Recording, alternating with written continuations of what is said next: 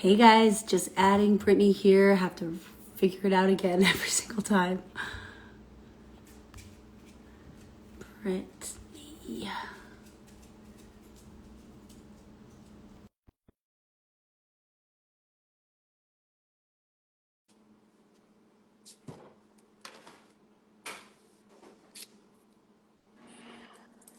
Hey. Hi. Ooh, I like the pink on you. Oh, thank you. My voice is a little messed up. Oh boy. Yeah. Too much fun last night? I wish that was the reason. You know what? I'm gonna keep this cough drop handy because You got this. you never know. You got this. All right. It's Monday. We're here again. I'm so proud of us. We are in Colorado. We are at a high of 6 degrees Oh boy. today. Oh When we boy. woke up this morning, we were -6 Holy degrees. So we're like making cow. progress. The sun's out. It's beautiful. Okay, well at least it looks pretty. Oh, it looks beautiful. Yeah, it's good. It's good. It's kind of like a dreary day here. It's not that cold, but it's just like gray and like moist outside. Won't won't. Yeah. Yeah. All right, my friend, what are we talking about today? We are talking about finance. Yes. Finance in couples. How do you manage money between you and your spouse or you and your partner? Oh, yeah. Okay, how do we even Because kick this you have a off? podcast coming I out. do. So Shane and I, because everybody loves when I release Shane episodes. Okay, Oh yeah? it's the favorite. It's the most viewed. It's the most commented on. Like for the Interesting. podcast, everybody loves them some Shane. Oh Okay, boy. so Okay. don't tell him that though. Like it's gonna go straight to Yeah. him.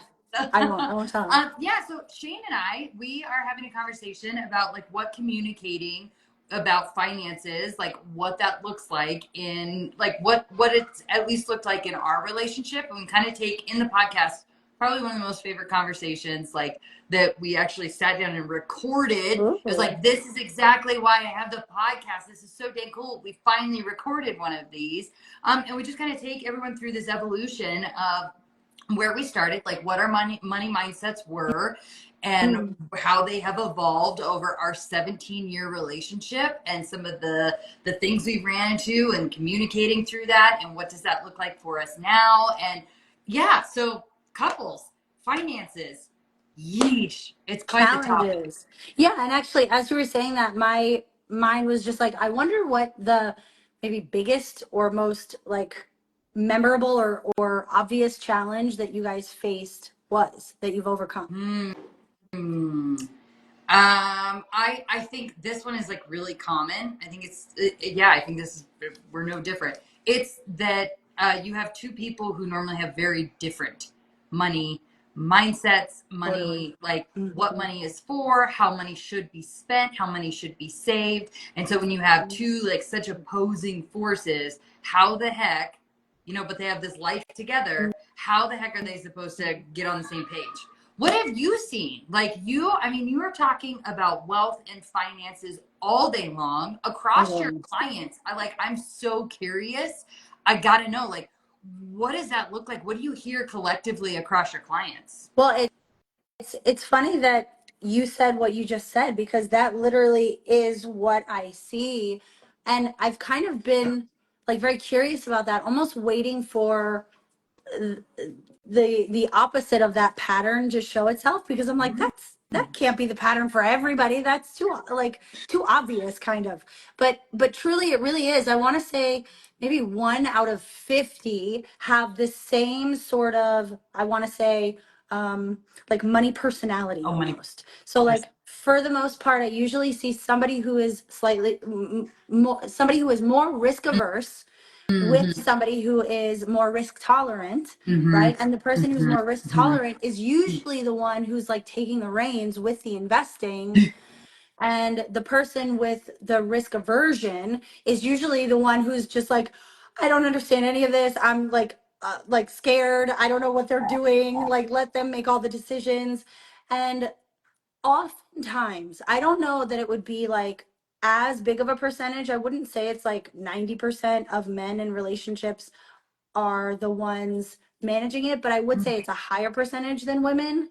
And what I do see a lot of is I see the female in the relationship kind of sitting in the background. And she usually is the one who is slightly That more risk averse.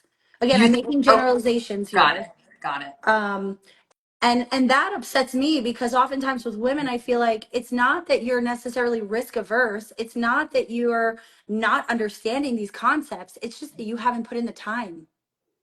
Yeah, that drives, I just, ugh. Again, speaking like for myself, right? Yeah. That was just never an option in our finances for me to like, Sit back. yeah, because right, like and I wonder too, so maybe like something we don't bring up, but it was like I yeah, I don't know. I mean I've always been like I'm money motivated. And so Wait, wait, expect wait. Say that again. You've always been money motivated or I've always been okay. money motivated. Yeah, I've always been money motivated. And so especially too, so maybe that's like some of it. Like for Yeah. me, there's an excitement when I get to see that paycheck drop in the bank. There's an excitement when I see the investments Yeah. growing. There's an Yeah. excitement there. So that, but then also too, just like I just in my personal opinion, it was like how can you say that we're building this life together, but oh, it's like, oh, I'm willing and I want to build our life together, except for this piece that Hmm. you take the reins on, or oh, that you like I just don't it just was never an Yeah. option for me or for our relationship to operate like that. Now, if you were to ask Shane though, like I think at one point in time, Shane was like somewhat removed from our finances. Like Wow. he was and he was okay with it. Yeah. And so I don't know, maybe that's like a personality thing, maybe it's a um I'm sure it's a per relationship Yeah. thing. Yeah, I mean, I don't think that that's abnormal. Yeah. I think, just based on the people that I have met with, I think it's typically the other way around, although I have seen some like Mhm. that. But that's not even the point. The point is that I think a lot of times what I see is people are on the opposite ends of the spectrum in terms of like risk tolerance Mhm. and um like the desire to kind of just like dive into things. It's And I actually, a lot of times they come to the meeting thinking that that's an obstacle, thinking that that's, oh, we can't Mhm. agree on this thing. She never wants to, or he never wants to do this, or he never wants to do this, but it's more so, if you flip it a little bit, it's more so of a perfect balance. Like if you have one person who's more kind of fearless, and then you have one person who's kind of like holding the back of their shirt, like digging their heels in, saying, slow down, let's make sure that we're doing our due diligence. That's actually the perfect balance. So if you can get both people to feel comfortable with it, that then you're reducing your risk. But so in terms of you guys, if you're both, this is kind of interesting because it maybe is the opposite. If you're both kind of like, I know you said that Shane was a little bit removed at some point, but like now, if you're both kind of gung ho and driven with it, do you sometimes like fight each other because you think this is the right way and you're ready to dive in, and he thinks this is the right way and you're ready to dive in? I don't we like finances are not something we Grapple. fight about. Good. It's not something we fight about. That's good. Um, and I don't know if that's like just, hey, 17 years of Could figuring be. stuff out, man. Yeah. Like, and we've had money together and we've not had money together. And like, Mm. so I don't know if that plays into it, but it's like, for us, so much just goes back to like, what are our goals? Yeah. What are our goals? And hey, if there are two options on the table that we both believe wholeheartedly could get us towards our goals, like we're really good about looking for like the and. Where's the and option? Mm. Or where's the like, hey, how can we do a little bit of both option? Or hey, is it maybe we do option A this year, but then next year plan, hey, we're making the commitment now, we do option B. So like we're always looking for like what's option C? We always look for option C, I guess, or willing, just a willingness to get creative. And then a lot of times too, it is like we're not afraid to try something. So it's like, hey, okay, collectively though, it's never like a, hey, Shane, you were 51% over here. So if this goes south, this is your fault, Mm-hmm. baby. No, it is like, it's like, hey, number one, do we both believe that these are viable options for us? Okay, cool. And you want this one 51%, I want this one 51%.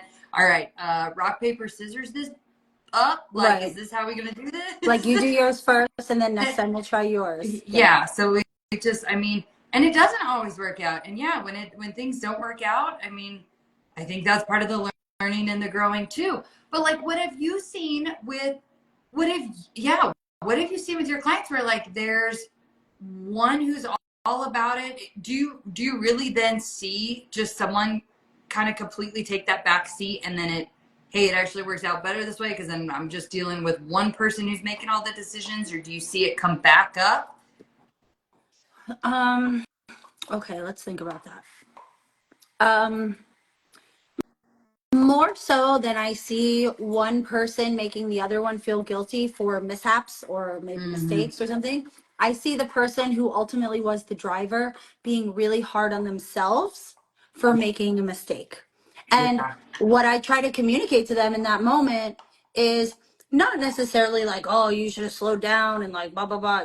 It's more of like, let's really figure out what went wrong here and what we can put in place. Like, what can we take out of this experience so that we can maybe avoid the same pitfall next time? For next time. Because there's always going to be risk with investing and finance, right? There's always going to be probably decisions that you shouldn't have made. Yeah. But there's so much that you can't know, no matter how much research you do. And so it's better to take a risk. It's better to take that step and Mm. dive into something than to not try at all. So, and I really like that's amazing that you guys have cultivated that kind of patience around money, because that's just what came up for me is like people are really they feel like they're wasting time. They feel like they don't have enough time to catch up when it comes to investing and creating that nest egg and creating that generational wealth. And so there's this sort of urgency Mm. that often comes up for a lot of people, which causes them to maybe make impulsive or just quick Yeah. decisions rather than really talking to each other, really connecting back to the goals, like you mentioned, and to also be like, well, hey, partner, like, what do you think is the right thing in this moment? Like, people get very almost like defensive or Or, like have this almost like ownership over the money oh decisions. yeah.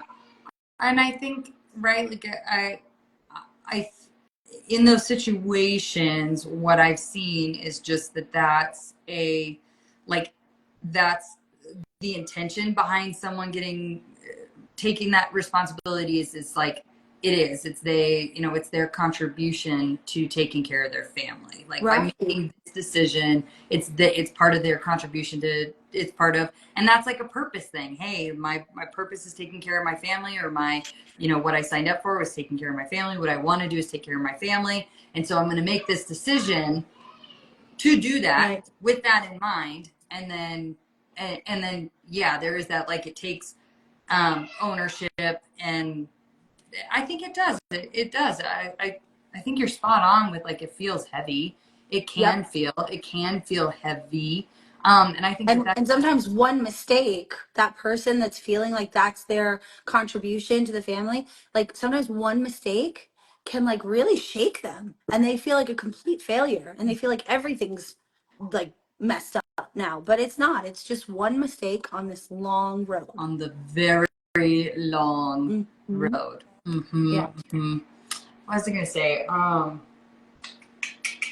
One thing that you kind of asked me that I didn't really have a clear answer for, but Yeah, I recently met with a couple who the husband is like they meet together, which is amazing. Sometimes I have just just one person from the couple showing up, but they meet together, and one of them is like very driven, like very risk tolerant, and then the other one is a little bit more hesitant and like what you're saying. and they have like $300,000 in a cash value life insurance policy, which they could be using to invest. That's a lot of money to just have kind of sitting around, not really working that hard for you.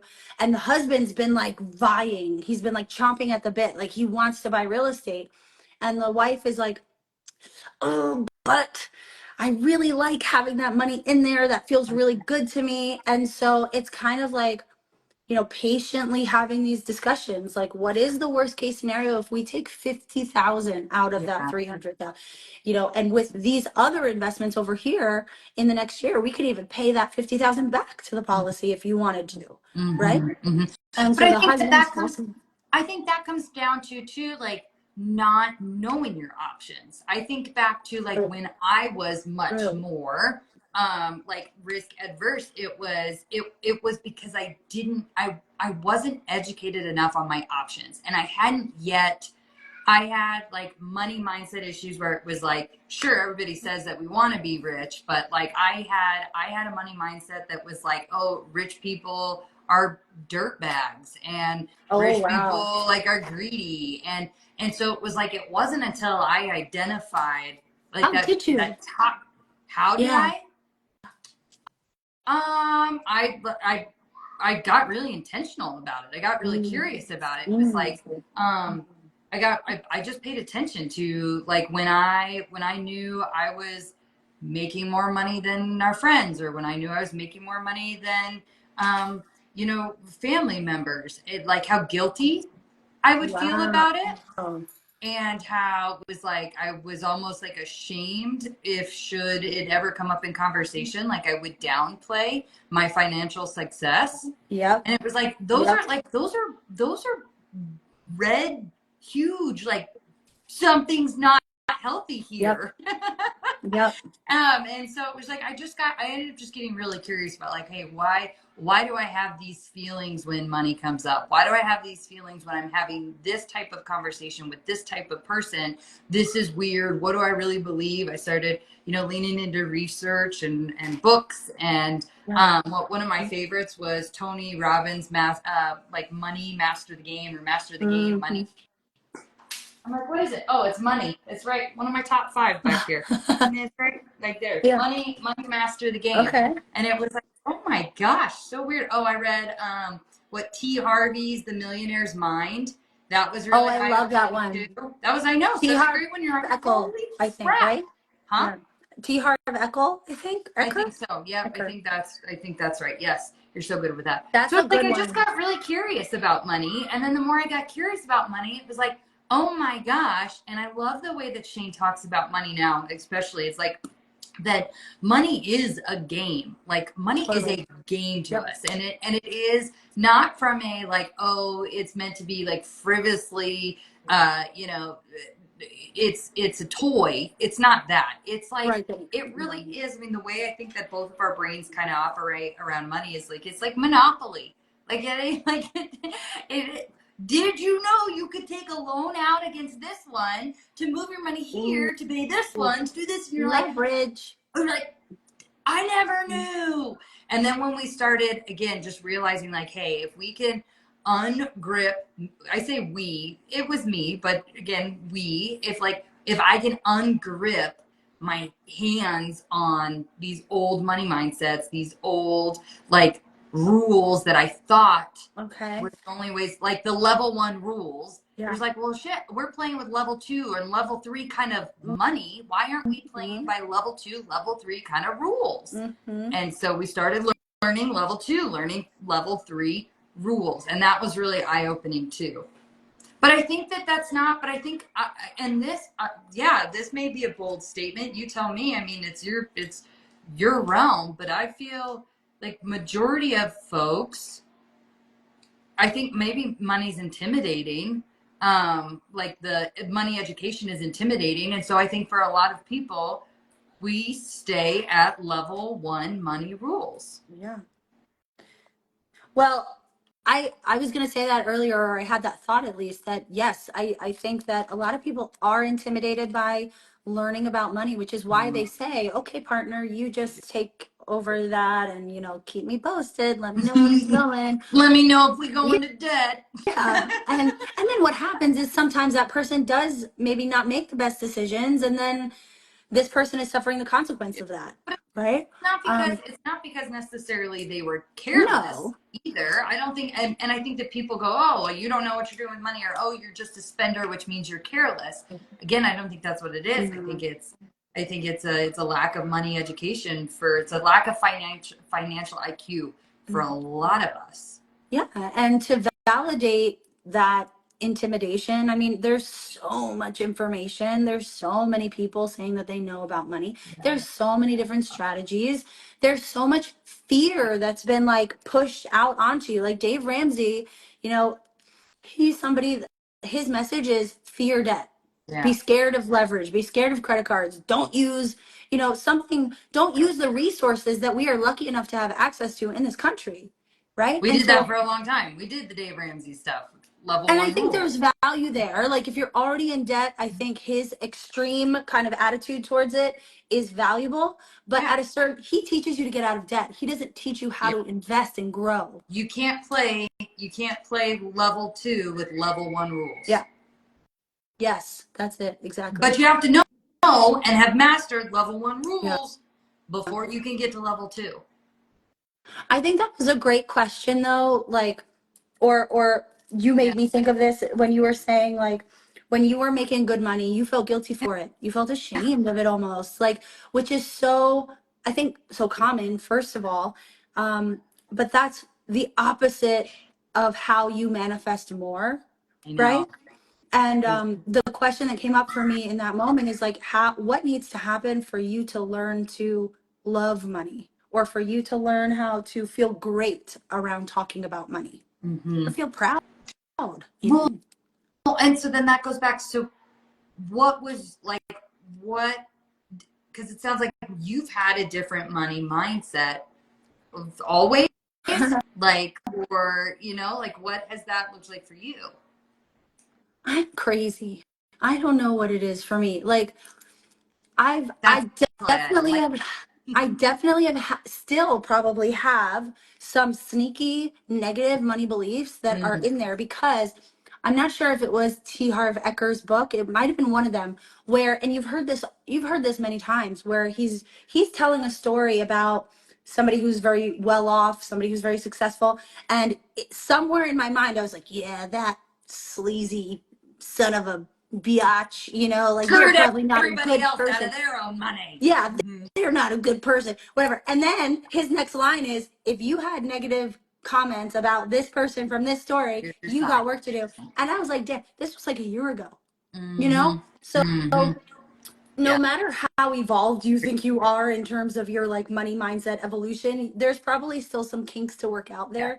there. But for me personally, I've I've just always been, since I want to say like 11 or younger, I've just always been somebody who's like, I'm going to figure it out. I want this. I'm going to figure out how to get it. I like, come on, let's go. Let's make a plan. Like, I'm going to go. And first, it kind of started around business because I'm a kid. I don't need to worry about money. Right. Yeah. But then as you get older, you're like, okay, I want this. The way to get that is money. So then I started seeking out resources, and probably the same as you, just from reading. The first book that I remember reading that I really liked around my mindset was um, Money, a Love Story by Kate Northrup, That one. I think. Okay. Okay. Money, a Love Story is what it's called, for sure. Okay. The author is questionable. I think it's Kate Northrup. Mm. But that was the first moment that I was just like, you can love money You can. You and can. not be a nasty Yeah. human. Yeah. Yeah, Mm-hmm. Mm-hmm. And it's a, like, we all have relationships with money. It is, absolutely. it is not necessarily like just this, I don't know, just this like paper that we're exchanging. Like there's a emotional value and relationship with money. Hmm. Absolutely. And I really do believe, had I learned about TARDIS, which is what I'm coaching in now, along with my own business, um, had I learned about that years ago before I started my businesses, I think my businesses would be, it would be an entirely different story. I think I would have like a gigantic empire of businesses Portfolio. at this moment had I known how to manage my money around the business at that point. So what a That's disservice I so did to powerful. myself. What a disservice society did to myself by not teaching me how to do that. I mean, that's True. fictitious. But Yeah, no, true. And two, but because you recognize that now, like yeah, how the way that knowledge and the way that partnership yeah. it is going to it's going to transform your life over the next 5 to 10 years. I believe that. Yeah. I believe that. Yeah. I, I ah, I would love to talk about this more. yeah. Too. Part two coming soon. Because I want to know more about like Shane's money mindset and like Uh-huh. maybe how you each inspired each other to open up your own mindsets or adjust them in some kind of a way. A lot of this for a lot of Okay. years. Okay. And that's like that is actually that's exactly what we talk about on the podcast. So it's being released on Tuesday. Nice, bright and early. I'll put some social posts out there. But yeah, it is. It's like how we figured out how to how to communicate. Like it's communication. It's grace. Like to exactly what you were saying. Like, hey, we're making money, we're making financial decisions to the best of our ability, to the best of our knowledge. Of course, no one's ever trying to be careless with money, and having an immense amount of grace as we both learned through Mhm. that, because like there is no substitution for action. There is no substitution for actually like getting into it and actually clicking the button to say, oh, invest here or push there or whatever. Yeah. And the second that you invest there and oh crap, that was a bad decision, like having the grace, communicating through that, and just the importance of it. So I think if Shane, I feel like maybe this came up during the conversation. I feel like if he had to say one thing that like has transformed just like the financial freedom that we have and like just all of that, he would probably say it came down to our communication about the topic. Whoa. Uh-huh. That's good. Mhm. Yeah. Yeah, yeah. I think that's the root of all things good. Isn't it? I mean, Communication. just a Yeah. certain level of I'm communication. I'm like annoyed by it at this point. I'm like, oh yeah, communication Stupid. again. Yep. I knew that answer. But it really is. Communication solves Yeah, everything. it does. Wow. It sure does solve an awful lot. That's for sure. Okay. Well, This was fun. I'm gonna try to convince you to do part two of this conversation next week. Deal. So we'll see. We'll see if I can convince you Deal. guys.